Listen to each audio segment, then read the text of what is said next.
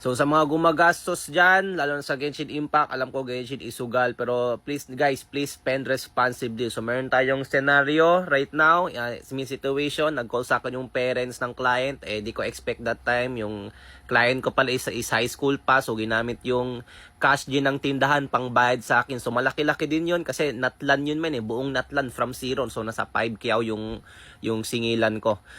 So yun, worried yung mama, parang paiyak-paiyak sa akin nag-call sa phone ko. So syempre, kung ako yung nasa place ng magulang syempre, masakit ginamit yung ko ng tindahan Mawalan talaga ng trust ganun sa anak. Kasi nalulung na sa gacha game or online games, mga ganun. So di lang to sa Genshin Impact, pati din sa mga ibang game din as well na may top up ganun. So please spend responsibly. Buti di siya nag-top up para sa Columbina. Buti pinapalot sa akin. Kasi once you top up sa Genshin Impact, sometimes di yan nare-refund, lalo na kapag cash di yung transaction na gamit mo.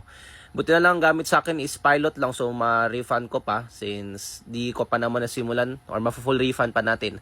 So yun, sa mga balak maggastos guys, kasi once you go in maggastos, you cannot go back.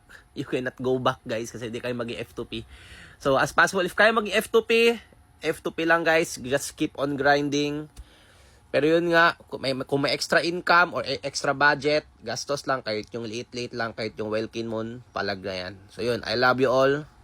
Guys, may slot na tayo pang pilot. Pwede na ako mag-stream ngayon kasi kakagising ko lang. Naputol-tudog natin I love you all. Muhammad Chup Chup.